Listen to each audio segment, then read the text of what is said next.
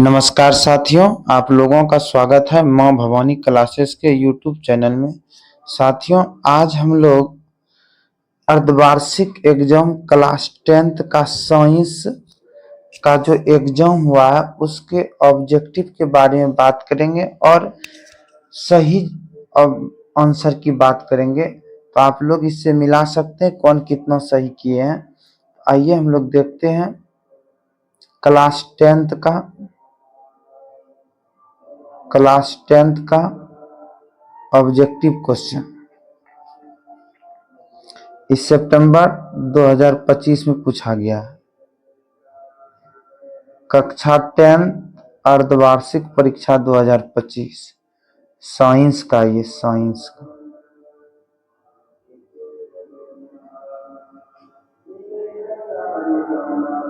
Science compulsory, विज्ञान जिसको कहते हैं अनिवार्य। इसका विषय कोड है 112। तो आइए हम लोग 1 नंबर क्वेश्चन से स्टार्ट करते हैं और इस क्वेश्चन को रिवीजन करना भी बहुत जरूरी है, क्योंकि इससे भी 2, 4, 5 क्वेश्चन बिहार बोर्ड के एग्जाम में देखने के लिए मिलेगा। तो इसलिए आप लोग इसको देखने के लिए नहीं भूलिएगा। तो इसका क्वेश्चन नंबर 1 है,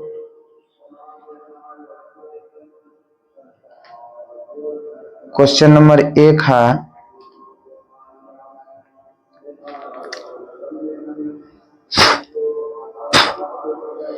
समतल दर्पण द्वारा बना प्रतिबिंब है। समतल दर्पण द्वारा बना प्रतिबिंब। तो समतल दर्पण द्वारा जो बना प्रतिबिंब होता है वो काल्पनिक और सीधा होता है। कैसा होता है? काल्पनिक और सीधा होता है। क्वेश्चन नंबर 2 पे चलते हैं। क्वेश्चन नंबर 2 है मुख्य अक्ष के समांतर आने वाली किरण अवतल दर्पण से परावर्तन के बाद कहां होकर के गुजरती है। तो मुख्य अक्ष के समांतर आने वाली किरण अवतल दर्पण से परावर्तन के बाद कहां से गुजरती है? तो याद रखना, ये फोकस से गुजरती है। कहां से गुजरती है? फोकस से गुजरती है। क्वेश्चन नंबर 3 को देखते हैं। क्वेश्चन नंबर 3 है निम्नलिखित में किसमें आपतन कोण परावर्तन कोण के बराबर होते हैं?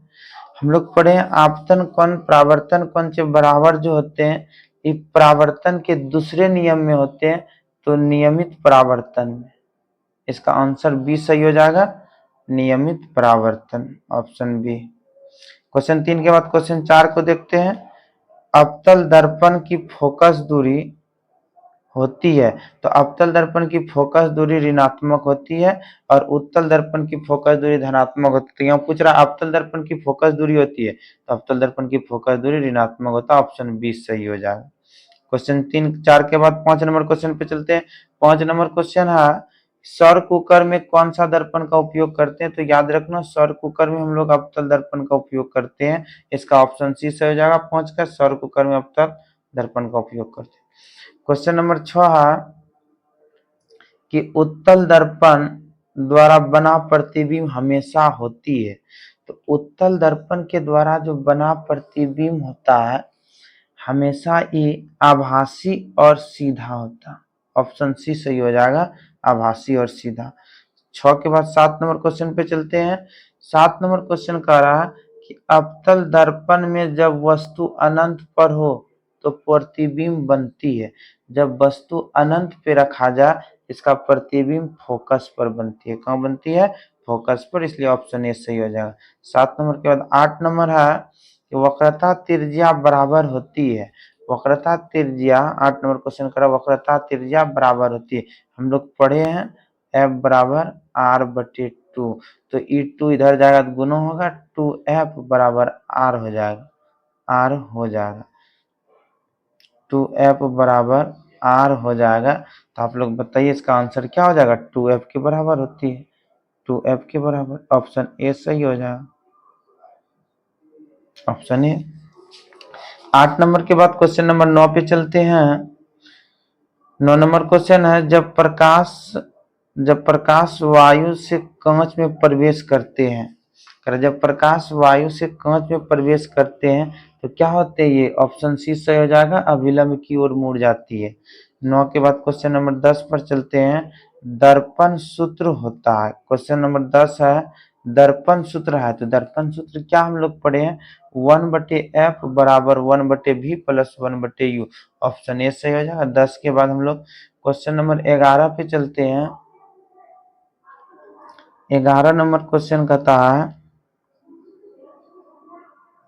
11 नंबर क्वेश्चन कहता है प्रकाश का वेग सर्वाधिक होता है, प्रकाश का वेग सर्वाधिक होता है, किसमें होता है प्रकाश का वेग सर्वाधिक, तो प्रकाश का वेग सर्वाधिक निर्वात में होता है, ऑप्शन सी सही हो जाएगा, निर्वात में। क्वेश्चन 11 के बाद 12 नंबर चलते हैं। 12 नंबर क्वेश्चन कह रहा कि अपवर्तनांक, अपवर्तनांक होती है, अपवर्तनांक क्या होती है, अपवर्तनांक की इकाई होती है, अपवर्तनांक की इकाई पूछेगा तो मीटर प्रति सेकंड होती है, ऑप्शन ए सही हो जाएगा, मीटर प्रति सेकंड होता है। क्वेश्चन नंबर 13 हो जाएगा। 13 नंबर क्वेश्चन कह रहा है प्रकाश, क्वेश्चन नंबर 13 है प्रकाश का अपवर्तन किस नियम का पालन करता है, तो प्रकाश के अपवर्तन जो नियम का पालन करता है, ये कौन सा नियम का पालन करता है, तो याद रखना इस स्नेल के नियम का पालन करता है। प्रकाश का अपवर्तन किस नियम का पालन करता है, स्नेल के नियम का पालन करता है। 13 नंबर के बाद हम लोग 14 नंबर पे चलते हैं। 14 नंबर क्वेश्चन है कि दूरदृष्टि दोष को ठीक किया जाता है, तो दूरदृष्टि दोष को हम लोग जो ठीक करते हैं वो उत्तल लेंस से ठीक करते हैं, किस लेंस से, उत्तल लेंस से ठीक करते हैं, क्योंकि दूर, दो हर्षु का दूर 2 अक्षर वाला है, तो लेंस लगाएंगे 3 अक्षर वाला, हर्षु उत्तल, उत्तल 3 अक्षर वाला।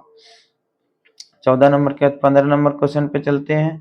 15 नंबर क्वेश्चन कह रहा है कि नेत्र द्वारा पास और दूर वस्तुओं पर फोकस करने की क्षमता होती को कहते हैं, तो नेत्र द्वारा पास और दूर की वस्तुओं पर फोकस करने की क्षमता को कहते हैं समायोजन क्षमता कहते हैं, क्या कहते हैं, समायोजन क्षमता, ऑप्शन ए सही हो जाएगा। 15 नंबर के बाद 16 नंबर क्वेश्चन है समान नेत्र के लिए स्पष्ट दृष्टि की न्यूनतम दूरी होती है, क्या होती है, न्यूनतम दूरी पूछेगा तो बोलना 25 सेंटीमीटर होती है, और अधिकतम दूरी पूछेगा तो अनंत होती है, इसलिए 16 नंबर क्वेश्चन का ऑप्शन सी सही हो जाएगा।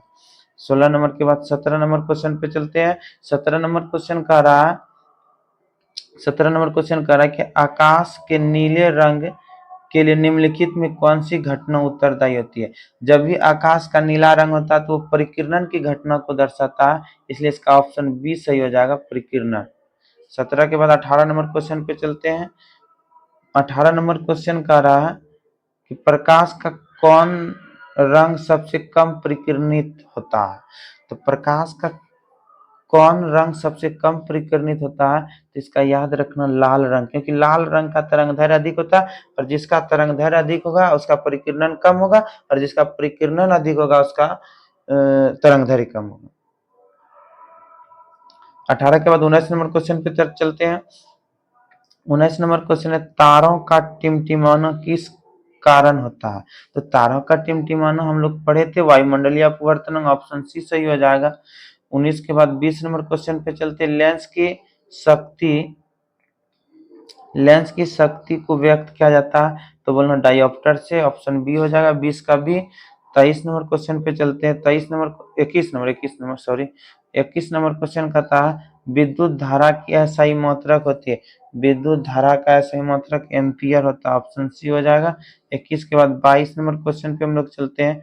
22 नंबर क्वेश्चन है कि निम्नलिखित में किस उपकरण में विद्युत धारा मापी जाती है, तो किस उपकरण में, तो याद रखना ए मीटर में मापी जाती है, ए मीटर, ऑप्शन बी सही हो जाएगा 22 का। 23 नंबर है कि प्रतिरोध का एसआई मात्रक, प्रतिरोध का एसआई मात्रक पूछेगा तो ओम होता है, प्रतिरोध का एसआई मात्रक ओम होता है। 23 के बाद 24 नंबर है निम्नलिखित में से किसका प्रतिरोध सबसे कम होता है, तो तांबा का प्रतिरोध सबसे कम होता है। 24 के बाद 25 नंबर है फ्यूज, 25 नंबर है कि फ्यूज जोड़ा जाता है, फ्यूज जोड़ा जाता है तो याद रखना फ्यूज श्रेणी क्रम में जोड़ा जाता है, ऑप्शन बी सही हो जाएगा फ्यूज। 25 के बाद 26 नंबर क्वेश्चन है कि विद्युत शक्ति का सूत्र होता है, विद्युत शक्ति का सूत्र होता है, तो याद रखना विद्युत शक्ति का सूत्र हो जाएगा V इंटू आई भी हो जाएगा और आई स्क्वायर आर भी हो जाएगा, इसलिए इसका ऑप्शन नंबर डी सही हो जाएगा, ऑप्शन डी सही हो जाएगा, बी और सी दोनों। 26 के बाद 27 नंबर क्वेश्चन है विद्युत शक्ति का एसआई मात्रक, विद्युत शक्ति का एसआई मात्रक क्या होता है, तो बोलो वाट होता है। 27 के बाद 28 नंबर क्वेश्चन है विद्युत ऊर्जा की व्यापारिक इकाई क्या होता है, तो बोलो किलोवाट घंटा, किलोवाट घंटा, विद्युत ऊर्जा की व्यापारिक इकाई किलोवाट घंटा होता है। 28 के बाद 29 नंबर क्वेश्चन पे चलते हैं। 29 नंबर क्वेश्चन है कि 1 किलोवाट घंटा बराबर होता है, तो याद रखना 1 किलोवाट घंटा 3.6 गुना 10 पर पावर 6 जूल के बराबर होता है। 29 के बाद हम 30 नंबर क्वेश्चन पे चलते हैं। 30 नंबर क्वेश्चन है कि समांतर समायोजन, समांतर समांतर समायोजन में कुल प्रतिरोध का सही सूत्र होगा। समांतर क्रम की अगर बात करें तो समांतर क्रम में हम बट्टे में लिखते हैं 1/r बराबर 1/r1 प्लस 1/r2, इसका मतलब 30 का ऑप्शन बी सही हो जाएगा। 30 नंबर के बाद 31 नंबर क्वेश्चन पे चलते हैं। 31 नंबर क्वेश्चन का आ रहा है, 31 नंबर क्वेश्चन का आ रहा है कि निम्नलिखित में से कौन एक रासायनिक परिवर्तन है। रासायनिक परिवर्तन किसी चीज का जलना जो होता है वो रासायनिक परिवर्तन कहलाता है। यहाँ कागज का जलना है, बी नंबर इसका ऑप्शन सही हो जाएगा 31 का। 31 के बाद 32 नंबर पे हम लोग चलते हैं। 32 नंबर क्वेश्चन है कि लोहे लोहे का जंग लगना किस प्रकार की रासायनिक अभिक्रिया, लोहे में जब जंग लगता है तो वो ऑक्सीकरण कहलाएगा, ऑप्शन सी सही हो जाएगा 32 का ऑप्शन सी। 33 नंबर क्वेश्चन है वह अभिक्रिया जिसमें ऊष्मा उत्पन्न होती है कहलाती है, जिससे ऊष्मा उत्पन्न होती है उसे ऊष्माक्षेपी कहते हैं, ऑप्शन बी सही होगा 33 का बी हो जाएगा।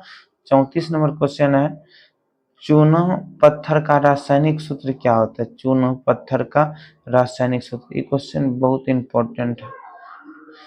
चूना पत्थर का रासायनिक सूत्र हो जाता है, ऑप्शन सी सही हो जाएगा, CaCO3 हो जाएगा। 34 नंबर के बाद 35 नंबर क्वेश्चन है। 35 नंबर क्वेश्चन है कॉपर सल्फेट विलयन का रंग होता है, तो कॉपर सल्फेट विलयन का रंग नीला होता है, ये बात को याद रखना। कॉपर सल्फेट का सूत्र होता है CuSO4 होता है।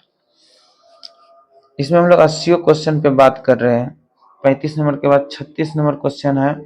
36 नंबर क्वेश्चन है कि जब कैल्शियम ऑक्साइड पानी से अभिक्रिया करता है तो क्या बनता है। कैल्शियम ऑक्साइड जब पानी से अभिक्रिया करेगा, कैल्शियम ऑक्साइड का सूत्र होता CaO होता, इस जल से जब अभिक्रिया करेगा तो H2O बनाएगा और इधर अभिक्रिया करके CaOH पे हॉल्टवाइज बनाएगा, तो कैल्शियम हाइड्रोक्साइड इसका नाम हो जाता है, कैल्शियम हाइड्रोक्साइड। 36 का बी नंबर हो जाएगा। अब 37 नंबर क्वेश्चन पे चलते हैं। 37 नंबर कह रहा है कि निम्नलिखित में कौन रेडॉक्स अभिक्रिया का उदाहरण है, तो रेडॉक्स अभिक्रिया का उदाहरण ऑप्शन सी हो जाएगा इसका। 37 नंबर के बाद 38 नंबर क्वेश्चन पे चलते हैं। 38 नंबर क्वेश्चन कहता है कि कौन सी गैस, ये भी क्वेश्चन बहुत इंपॉर्टेंट है, कौन सी गैस चूने के पानी को दूधिया बना देती है, इसका आंसर ऑप्शन ए हो जाएगा CO2। कार्बन डाइऑक्साइड गैस चूने के पानी को दूधिया बना देता है। 38 नंबर के 39 नंबर क्वेश्चन चलते हैं। 39 नंबर है कि तांबा जब नम हवा के संपर्क में आता है तो क्या होता है। तांबा जब नम हवा के संपर्क में आएगा तो ये हरा आवरण का निर्माण करेगा। कैसा आवरण का निर्माण करेगा, हरा आवरण का, इसलिए ऑप्शन सी सही हो जाएगा 39 का। 40 नंबर क्वेश्चन पे चलते हैं। नाइट्रिक अम्ल का रासायनिक सूत्र पूछ रहा है, नाइट्रिक अम्ल का रासायनिक सूत्र, तो आप लोग बताइए नाइट्रिक अम्ल का रासायनिक सूत्र क्या हो जाए। नाइट्रिक अम्ल का रासायनिक सूत्र बता रहा है, तो नाइट्रिक अम्ल का रासायनिक सूत्र क्या होगा?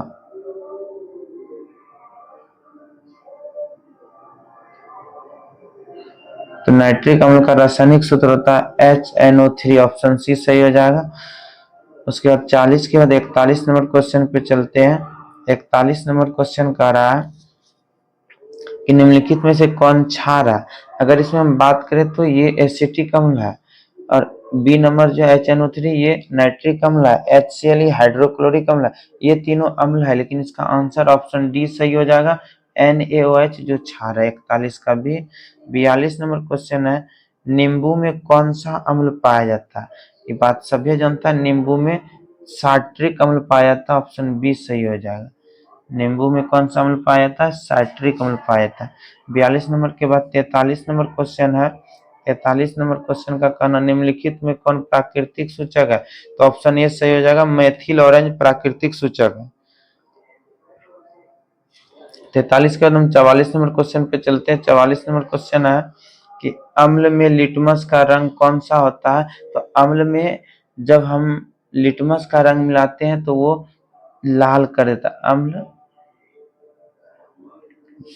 नीला को लाल कर देता है। अम्ल में जब लिटमस का रंग कौन सा हो जाता है? अम्ल नीला को लाल कर देता है। ठीक है। 44 नंबर के बाद 45 नंबर क्वेश्चन है। 45 नंबर है कि एंटासिड में कौन सा क्षार उपयोग होता है? तो एंटासिड में जो क्षार उपयोग होता है वो MgOH2 होता है। MgOH2 मैग्नीशियम हाइड्रोक्साइड इसका नाम है। 45 नंबर के बाद 46 नंबर क्वेश्चन है। 46 नंबर क्वेश्चन है कि एक उदासीन विलयन का pH मान होता है 7 होता है। ऑप्शन सी से हो जाएगा। 46 का 47 नंबर क्वेश्चन है, बेकिंग सोडा का रासायनिक सूत्र क्या होता है? बेकिंग सोडा का रासायनिक सूत्र मतलब खाने वाला सोडा का रासायनिक सूत्र पूछ रहा है। तो खाने वाला रासायनिक सूत्र होता है NaHCO3 होता है, सोडियम बाइकार्बोनेट। ऑप्शन सी से हो जाएगा, सोडियम बाइकार्बोनेट। 47 नंबर पर 48 नंबर क्वेश्चन है, निम्न में से किसका उपयोग मिश्र धातु बनाने में नहीं होता है? तो ऑक्सीजन का उपयोग जो होता है ये मिश्र धातु बनाने में नहीं होता। ऑप्शन डी से हो जाएगा 48 का। 49 नंबर क्वेश्चन है कि घंटी बनाने में कौन सी धातु उपयोग होता है?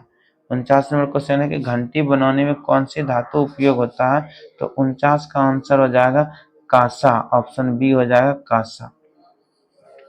49 नंबर के बाद 50 नंबर क्वेश्चन है। 50 नंबर का कहना, जब धातु अम्ल से अभिक्रिया करती है तो कौन सी गैस निकालती है?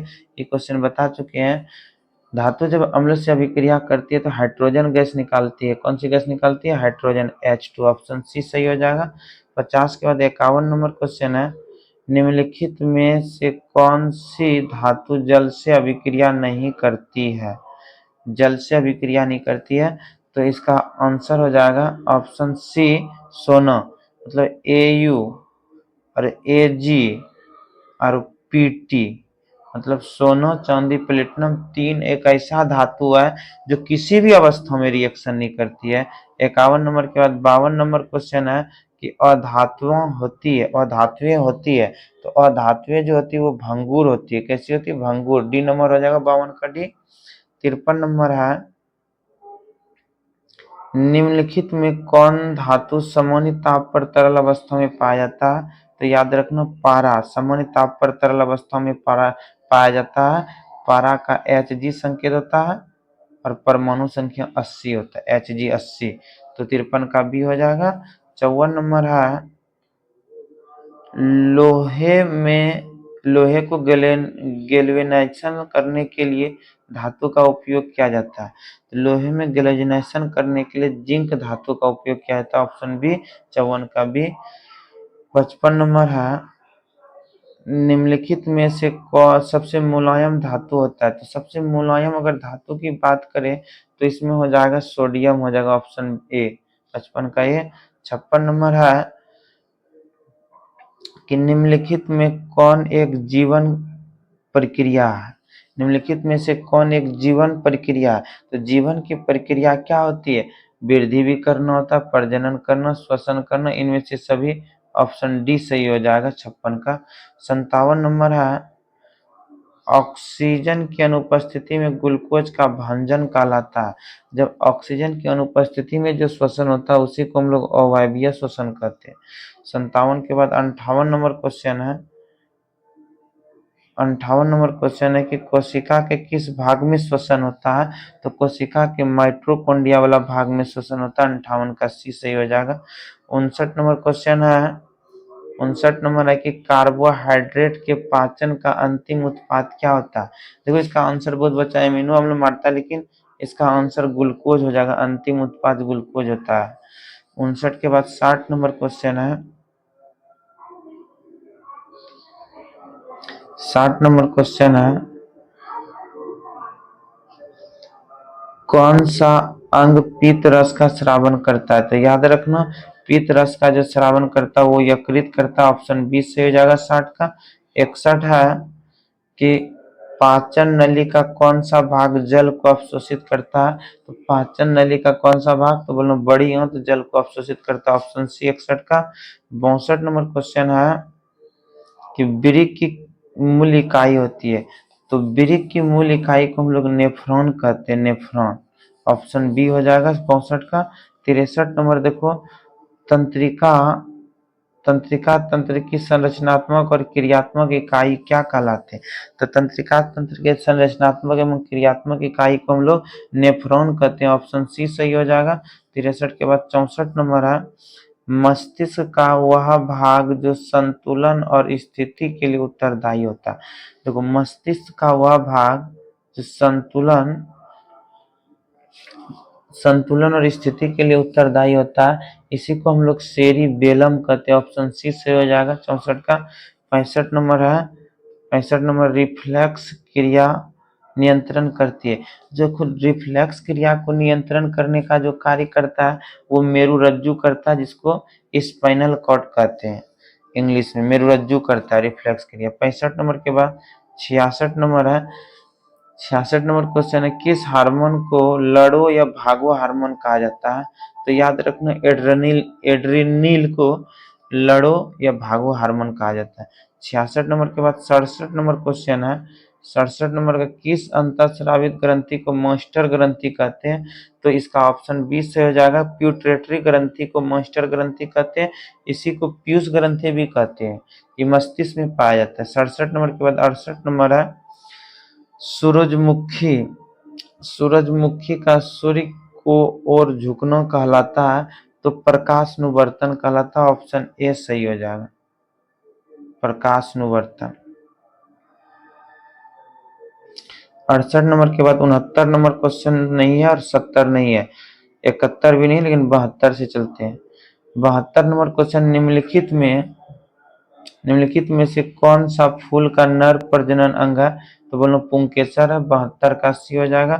73 नंबर है कि मानव पुरुष में वृषण का कार्य क्या है? मानव पुरुष में वृषण का जो कार्य है ये शुक्राणु बनना होता है। और उसके बाद 73 के बाद 74 नंबर क्वेश्चन है, मानव मादा में निषेचन कहाँ होता है? तो मानव के मादा में जो निषेचन होता है वो अंडाशय में होता है। अंडवाहिनी नल, अंडाशय में निषेचन। 75 नंबर क्वेश्चन है। 74 के बाद 75 नंबर क्वेश्चन है। 75 नंबर क्वेश्चन कहता है कि एक मानव कोशिकाओं में गुणसूत्र की संख्या, तो मानव कोशिकाओं में गुणसूत्र की संख्या 23 जोड़ा होता है। ऑप्शन 20 सही हो जाएगा, 23 हो जाएगा इसका आंसर। 75 के बाद 76 नंबर क्वेश्चन है कि मानव में बच्चे का लिंग निर्धारण के लिए उत्तरदायी होता है। तो मानव में बच्चे का लिंग निर्धारण के लिए जो उत्तरदायी होता है वो पिता के गुणसूत्र निर्धारित, पिता के गुणसूत्र पर निर्धारित करते हैं। 76 नंबर के बाद 77 नंबर क्वेश्चन है, गुणसूत्र किससे बने होते हैं? तो गुणसूत्र जो बना होता है वो डीएनए और प्रोटीन के बने होते हैं, इसलिए ऑप्शन सी सही हो जाएगा 77 का।